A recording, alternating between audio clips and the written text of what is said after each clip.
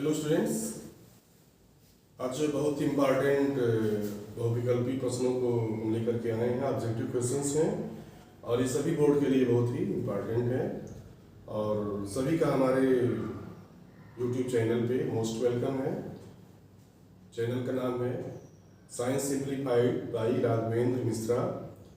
तो जो लोग नए हमारे चैनल पे हैं वो लोग सब्सक्राइब प्लीज़ कर लेंगे। तो ये क्वेश्चन बोर्ड एग्जाम्स जितने भी हैं उसके लिए इम्पॉर्टेंट है। तो जैसे पहला क्वेश्चन है इसमें कि निम्नलिखित में से कौन सा पादप हार्मोन्स है। पहला क्वेश्चन है निम्नलिखित में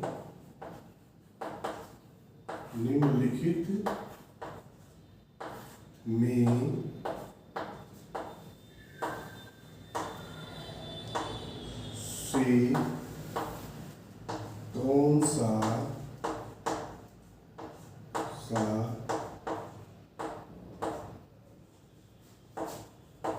पादप हार्मोन्स है।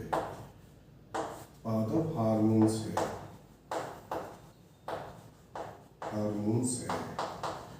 पादप हार्मोन्स का अंग्रेजी में प्लांट हार्मोन्स कहते हैं। प्लांट हार्मोन्स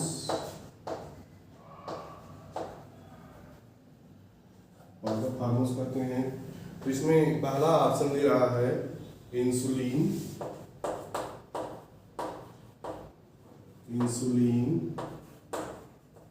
पहला ऑप्शन है इंसुलिन, दूसरा है थायरॉक्सिन।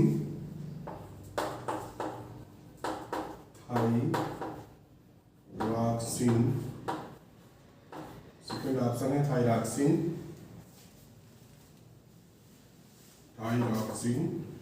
थर्ड ऑप्शन है एस्ट्रोजन।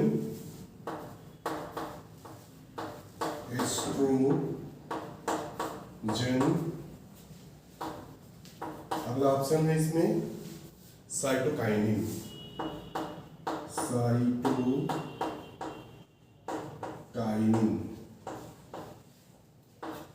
स्टूडेंट्स, इसका आंसर आप लोग दीजिए।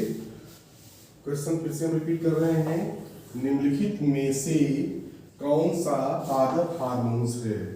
तो पहला ऑप्शन है इंसुलिन, सेकेंड ऑप्शन है एस्ट्रोजन, थर्ड है थायरॉक्सिन, फोर्थ है साइटोकाइनिन। तो इसका आंसर आप लोग दीजिए। तो इसमें जो इंसुलिन है यह जो है मनुष्य में ग्लूकोज के को रेगुलेट करता है। किसी को ग्लूकोज ब्लड में ज़्यादा है तो इसको कम करता है। एस्ट्रोजन मादा हार्मोन्स है, थायरॉक्सिन थायराइड ग्लैंड से निकलता है। और तो इसमें आंसर इसका होगा साइटोकाइनिन। साइटोकाइनिन एक पादप हार्मोन्स है। ठीक है। क्वेश्चन नंबर 2, दो तंत्रिकाओं के मध्य खाली स्थान को कहते हैं। क्वेश्चन नंबर सेकेंड है, दो तंत्रिकाओं की मध्य खाली स्थान को कहते हैं। दो तंत्रिकाओं के मध्य खाली स्थान को कहते हैं। दो तंत्रिकाओं के मध्य खाली स्थान को कहते हैं। पहला दिया है ध्रुमिका, डेंड्राइट्स, सिनेप्स, सेकेंड है सिनेप्स। थर्ड ऑप्शन इसका है एक्सॉन, एक्सॉन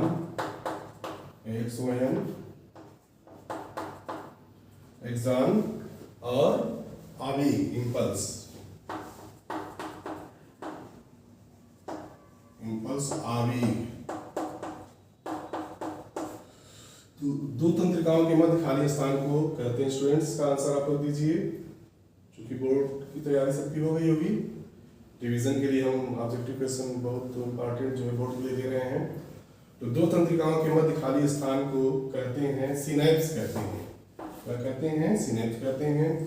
ध्रुमिका भी नहीं होगा, एक्सॉन भी नहीं होगा और इम्पल्स भी नहीं होगा। इम्पल्स सूचनाओं को जो है थ्रू न्यूरॉन्स ट्रांसमिट करता है। फिर है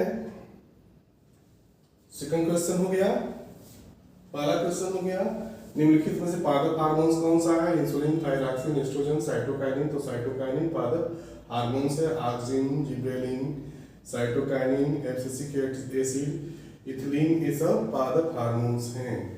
तो दो तंत्रिकाओं के मध्य जो गैप होता है उसे सिनैप्स कहते हैं। दो तंत्रिकाओं के मध्य जो गैप होता है उसे सिनैप्स कहते हैं। तो इसमें ध्यान में देना कि पहले एलिमिनेटिंग टेक्निक अपनाते हैं।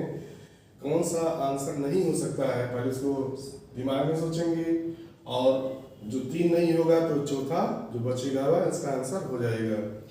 तो इसमें सिनैप्स भी होगा, सिनैप्स इसका आंसर हो जाएगा। एक्सान नहीं होगा, इम्पल्स नहीं होगा, ध्रुविका नहीं होगा। इसी तरह से अगला क्वेश्चन है मस्तिष्क उत्तरदायी है। मस्तिष्क को ब्रेन कहते हैं, मस्तिष्क उत्तरदायी है। पहला ऑप्शन है सोचने के लिए, दूसरा है हृदय स्पंदन के लिए, तीसरा है शरीर का संतुलन बनाए रखने के लिए, और अगला ऑप्शन है ये सभी। तो मस्तिष्क सभी के लिए इम्पॉर्टेंट है, सोचने के लिए भी, हृदय स्पंदन के लिए भी, शरीर संतुलन बनाए रखने के लिए, और ये सभी। थर्ड ऑप्शन है मस्तिष्क। मस्तिष्क उत्तरदायी है, उत्तरदायी है। ब्रेन इज रिस्पॉन्सिबल फॉर सोचने के लिए। पहला ऑप्शन है सोचने के लिए, सोचने के लिए पहला ऑप्शन इसका हो गया। दूसरा है हृदय स्पंदन के लिए, हृदय स्पंदन, हार्ट बीट बोलते हैं अंग्रेजी में, इंग्लिश में हार्ट बीट बोलते हैं। थर्ड है शरीर का संतुलन बनाए रखने के लिए, शरीर का संतुलन बनाए रखने के लिए, बनाए रखने के लिए, और आगे है और सभी के लिए। ये सभी कार्य, ये सभी कार्य। तो मस्तिष्क जो है उत्तरदायी है, सोचने के लिए भी है, शरीर संतुलन के लिए भी है, हार्ट बीट के लिए भी है, और इसका ऑप्शन हो जाएगा ये सभी कार्यों के लिए मस्तिष्क उत्तरदायी है। ठीक है, तो फिर क्वेश्चन इंपॉर्टेंट है कि एक तंत्रिका कोशिका का संरचना बताइए। तो संरचना बता दी, डायग्राम इंपॉर्टेंट है। और तंत्रिकाएं कितने प्रकार की होती हैं? तो तंत्रिकाएं 3 प्रकार की होती हैं, संवेदी तंत्रिका कोशिकाएं, और चालक तंत्रिका कोशिकाएं, और सहचर्य तंत्रिका कोशिकाएं। इंग्लिश में सेंसरी न्यूरॉन्स, मोटर न्यूरॉन्स, और इंटर न्यूरॉन्स।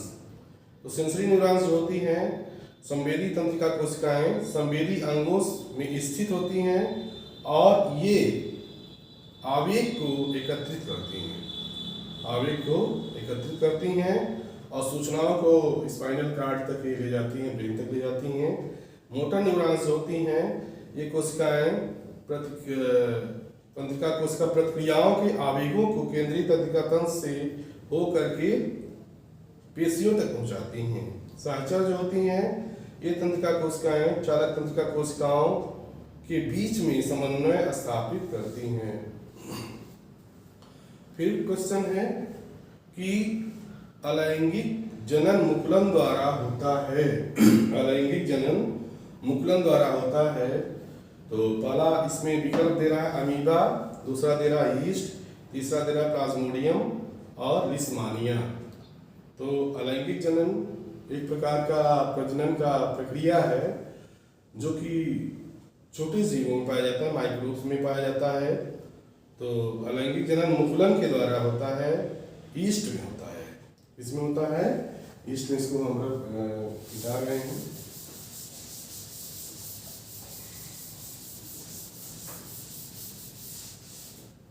ये भी सब इम्पोर्टेंट क्वेश्चन है बोर्ड एग्जाम के लिए। अलैंगिक जनन, अलैंगिक जनन मुकुलन द्वारा होता है, मुकुलन को बडिंग कहते हैं अंग्रेजी में, BUDDING, बडिंग द्वारा होता है, ठीक है। पहला इसमें विकल्प दे रहा है अमीबा, ठीक है, प्रोटोजोआ का मेंबर है। अमीबा हो गया, यीस्ट हो गया, सेकेंड ऑप्शन यीस्ट, फंगस है। तीसरा हो गया, इसमें विकल्प दे रहा है प्लाज्मोडियम,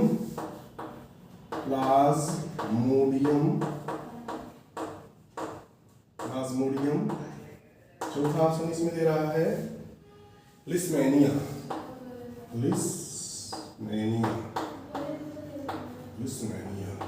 तो इसका ऑप्शन होगा ईस्ट में ही, ईस्ट एक प्रकार का फंगस है जिसमें अलैंगिक जनन मुकुलन के द्वारा होता है, तो इसका ऑप्शन हो जाएगा 2। फिर इसी तरह से क्वेश्चन बहुत इंपॉर्टेंट है, निम्न में से कौन सा मादा जनन तंत्र का भाग नहीं है? निम्न में से कौन सा मादा जनन तंत्र का भाग नहीं है? निम्न में से कौन मादा जनन तंत्र का भाग नहीं है? निम्नलिखित कौन सा मादा जनन तंत्र का भाग नहीं है? तो इसमें पहला ऑप्शन दे रहा है, इसमें पहला विकल्प है कि अंडाशय,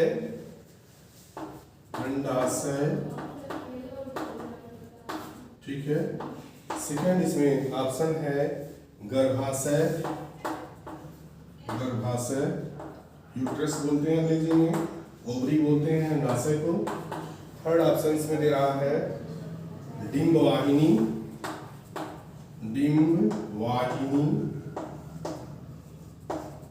और चौथा इसमें ऑप्शन है शुक्रवाहिका।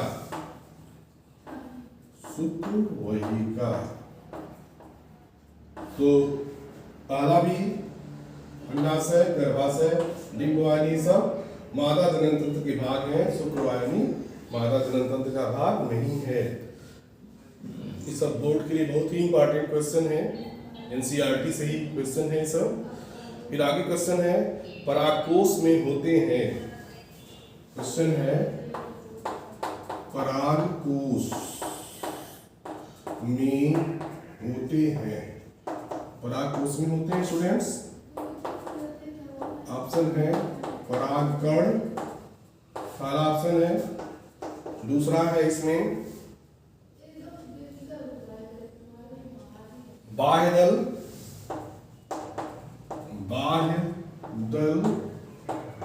थर्ड है अंडक,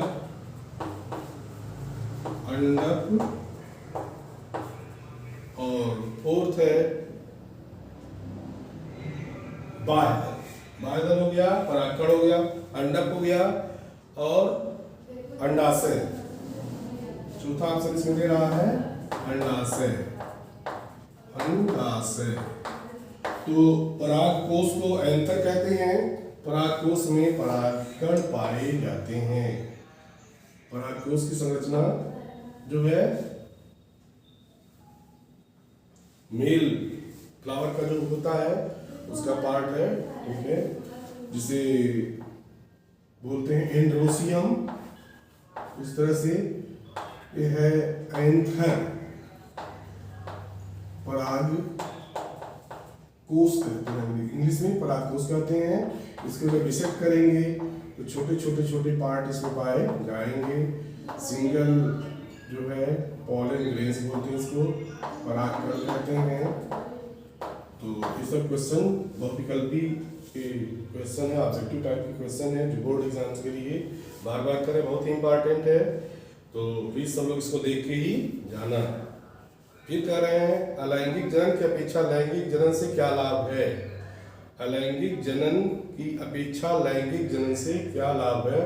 अलैंगिक जनन में क्या होता है कि किसी भी जीव के शरीर के एक ही पार्ट का इसमें उपयोग होता है, मेल फीमेल की आवश्यकता नहीं होती है, उससे नए जीव का निर्माण हो जाता है। और लैंगिक जनन के लिए मेल और फीमेल गैमेट का मिलना आवश्यक होता है। सेक्सुअल डायमॉर्फिज्म की आवश्यकता इसमें पड़ती है। तो लैंगिक जनन से जो है संतानों में विविधता आ जाती है। दूसरा है पीढ़ी दर पीढ़ी विभिन्नताओं के एकत्र होने से नए लक्षणों वाले जीवों का विकास होता है और जैव विकास में इसकी बहुत महत्वपूर्ण भूमिका होती है। तो लैंगिक जनन की बात किए हैं। और अलैंगिक जनन में सेम एज इट इज, जैसे फोटोकॉपी की तरह से, ब्लूप्रिंट की तरह से जो जीव होता है, तो कोई जो है जैव विकास में इसका बहुत ज़्यादा महत्व नहीं होता है और नई जो है जीव की उत्पत्ति भी इसमें नहीं होती है। ठीक है। फिर है मानव में वृषण का कार्य क्या है, टेस्टिस का काम क्या है। तो वृषण जो होता है इसकी अंतराली कोशिकाओं के द्वारा टेस्टोस्टेरॉन हार्मोन्स का सिक्रेशन होता है और यह जो है सेकेंडरी सेक्सुअल कैरेक्टर्स के लिए रिस्पॉन्सिबल होता है। ठीक है। तो कुछ इंपॉर्टेंट क्वेश्चन है। ऋतुस्राव, जिसे मासिक धर्म कहते हैं, मेंस्ट्रुअल साइकिल कहते हैं, ऋतुस्राव क्या होता है, ये सब कुछ और भी क्वेश्चन डिस्कस कर रहे हैं। तो ऋतुस्राव क्यों होता है, ऋतुस्राव को मेंस्ट्रुअल साइकिल कहते हैं। प्यूबर्टी, जब मादा में यौनारंभ की अवस्था होती है 13 से 15 साल, 11 से 15 साल की अवस्था में, तो इसमें तमाम तरह के हार्मोनल चेंज होते हैं और एक पीरियडिक इवेंट्स आकर होता है जो कि 1 से 7 दिन या 5 दिन बॉडी नेचर पे डिपेंड करता है। ब्रीडिंग फेज होता है और 13वें से 14वें दिन, 15वें दिन ओवुलेशन का स्टेज होता है। फॉलिकल स्टिमुलेटिंग हार्मोन्स जो ओवरी से अंडक का निर्माण करता है। तो ये फर्टिलाइजेशन हो जाता है तो गर्भ का पीरियड होता है और फर्टिलाइजेशन नहीं होता तो फिर अगली साइकिल स्टार्ट होती है, इसे ऋतुस्राव कहते हैं। कह रहे हैं यदि अंडाणुओं का निषेचन नहीं होता है तो वह एक दिन बाद वह नष्ट हो जाता है और गर्भाशय भी निषेचित अंडाणु प्राप्त करने की तैयारी फिर करने लगता है। यूट्रस और गर्भाशय की दीवार मोटी तथा स्पंजी होती है लेकिन निषेचन न होने पर धीरे धीरे टूट जाती है। इसमें 3 लेयर होते हैं, एंडोमेट्रियम, मायोमेट्रियम और पेरीमेट्रियम। फिर अवधि म्यूकस के रूप में योनि के मार्ग से बाहर आ जाता है, ब्लड और म्यूकस वेजाइना से। इस प्रक्रिया को रजोधर्म या ऋतुस्राव कहते हैं। ऋतुस्राव या अगले मेंस्ट्रुअल साइकिल निषेचन न होने की अवस्था कहलाती है। तो फिर आगे इंपॉर्टेंट क्वेश्चन जो है आनुवंशिकता से है, इसमें कौन सा होमोजाइगस स्टेज शो कर रहा है। तो पहला ऑप्शन है capital T small T homozygous stage. Question है टी टी, सेकेंड है capital T small T, third इसमें ऑप्शन दे रहा है स्मॉल टी और फिर नन, इनमें से कोई नहीं, इनमें से कोई नहीं। इसका आंसर हो जाएगा थर्ड। ये सब हेटेरोजाइगस कंडीशन है। ठीक है, विषम युग्मजी बोलते हैं। तो यदि capital T small T same alleles हैं तो यह होमोजाइगस अवस्था कहलाती है या ये रिसेसिव कैरेक्टर्स दोनों हैं। और मान लो आर कैपिटल आर है या कैपिटल टी है तो ये सब होमोजाइगस ट्रेट्स में आते हैं। फिर ये सब क्वेश्चन बहुत ही इम्पोर्टेंट बोर्ड्स के एग्जाम के लिए कुछ दे रहे हैं। फिर कह रहे हैं क्वेश्चन है निम्न में कौन समूहों में जैव निम्नीकरण पदार्थ है। निम्न में से निम्न के समूह दिया गया है। क्वेश्चन इसको नोट कर दे रहे हैं, इम्पोर्टेंट क्वेश्चन लग रहा है।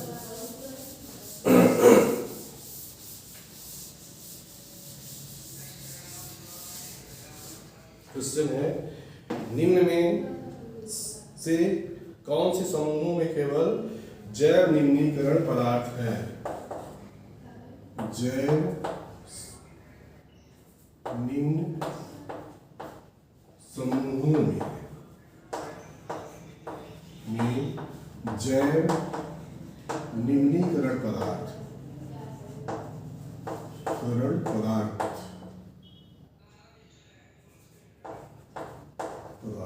बायोलॉजिकल बायोडिग्रेडेशन, इसमें वेस्ट मटेरियल की बात हो रही है। तो पहला ऑप्शन इसमें दे रहे हैं घास पुष्प चमड़ा। घास पुष्प चमड़ा, घास पुष्प और चमड़ा। दूसरा इसमें दे रहे हैं घास लकड़ी प्लास्टिक। घास लकड़ी प्लास्टिक,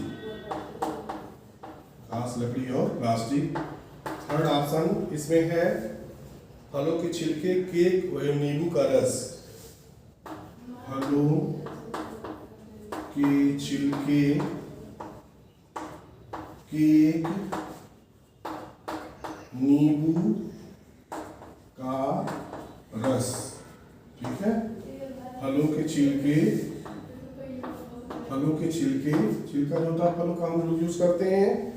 और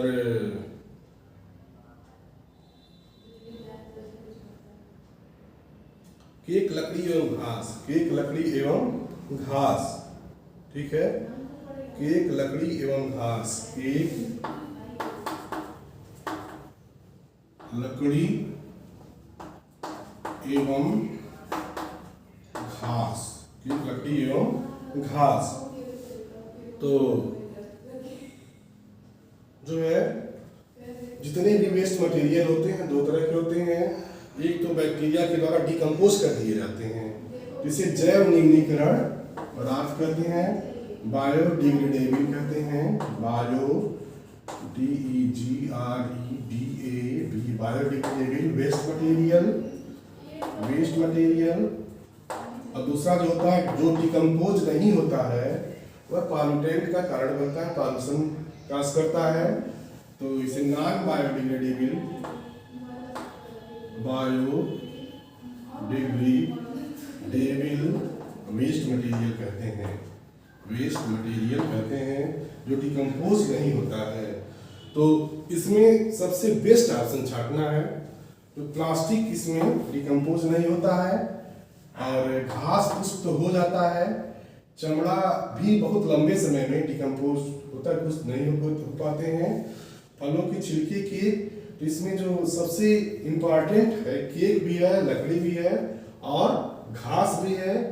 तो थर्ड और फोर्थ दोनों ऑप्शन इसमें करेक्ट है। ठीक है, तो फलों के छिलके भी डिकम्पोज हो जाते हैं, केक भी हो जाता है, नींबू का रस भी हो जाता है। तो इसमें दो ऑप्शन करेक्ट है, थर्ड और फोर्थ। फिर कह रहे हैं निम्न में से कौन सा आहार श्रृंखला का निर्माण करते हैं। निम्न में से कौन सा आहार श्रृंखला का, फूड चेन की बात हो रही है। क्वेश्चन नंबर 2, निम्न में से कौन आहार श्रृंखला का निर्माण करते हैं, निर्माण करते हैं। ठीक है, तो निम्न में से कौन सा आहार श्रृंखला को फूड चेन कहते हैं। फूड चेन, फूड चेन को हम समझा रहे हैं एक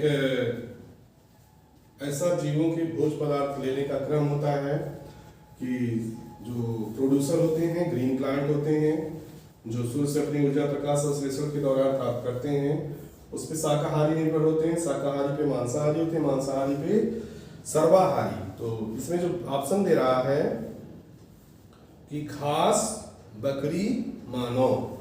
पहला ऑप्शन है घास, ग्रास, बकरी और मानव। ग्रास, बकरी और मानव।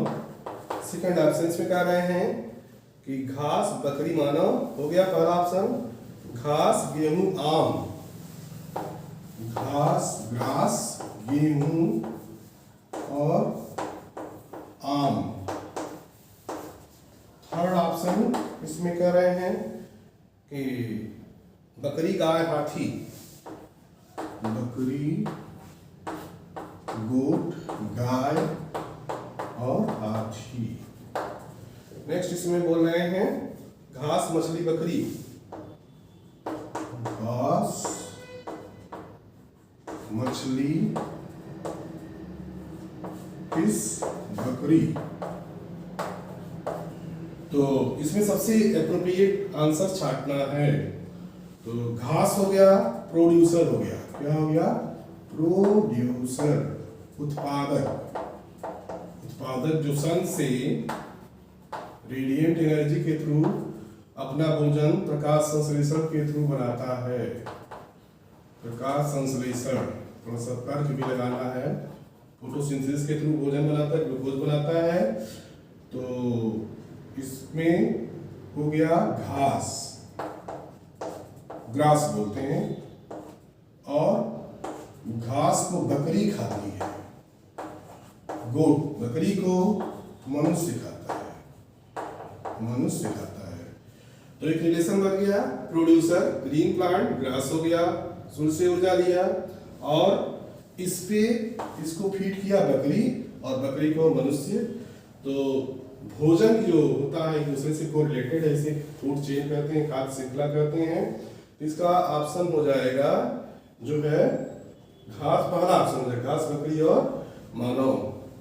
अब इसमें थोड़ा सा बताना चाहते हैं कि ऊर्जा का प्रवाह, मान लीजिए घास से बकरी में जो होता है 90% एनर्जी एनवायरमेंट में वेस्ट हो जाती है, 10% एक ट्रॉपिक लेवल से दूसरे ट्रॉपिक लेवल पे पहुंचती है, और मान लो 100 कैलोरी है तो बकरी में 10 कैलोरी पहुंचेगी, और मनुष्य में 1 कैलोरी एनर्जी ट्रांसफर होगी। इसे 10% ला करते हैं, इसे लिंडेमान ने दिया था। तो ऊर्जा का नियम बोलते हैं, लिंडेमान ने दिया था 10% रूल इसे बोलते हैं। ऊर्जा का स्थानांतरण एक पीढ़ी से दूसरी पीढ़ी में, एक ट्रॉपिक लेवल से दूसरे ट्रॉपिक लेवल में ऊर्जा का स्थानांतरण जो होता है 10% होता है, 90% एनर्जी एनवायरनमेंट में वेस्ट हो जाती है। तो भोजन के लिए मतलब घास, बकरी, मनुष्य में जो ऊर्जा का स्थानांतरण होता है, स्तन से पौधे में, पौधे से ग्रास में, ग्रास से बकरी में, बकरी से मनुष्य में।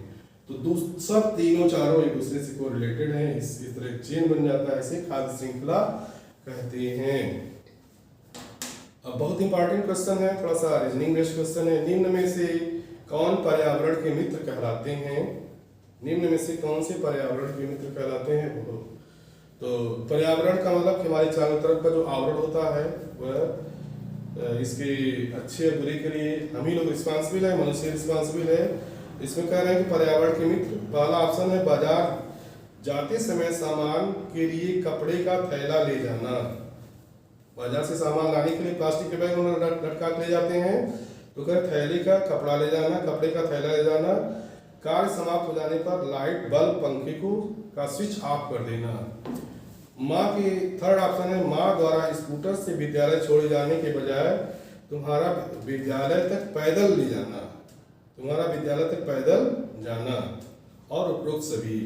तो ये सभी पर्यावरण के मित्र कहलाते हैं। तो कुछ बहुत इंपॉर्टेंट क्वेश्चंस हम कोशिश किए देने के लिए, सब लोग इसको रिपीट करेंगे, और बायोलॉजी की हमारी उम्मीद है कि ज़्यादा से ज़्यादा क्वेश्चन 100% इसी से मिल जाएगा। तो thank you students for watching me. मिलते हैं हम अगले नेक्स्ट वीडियो में, और जो हमारे वीडियो पे नए होंगे प्लीज़ सब्सक्राइब कर देंगे, लाइक शेयर और कमेंट करेंगे। Thank you.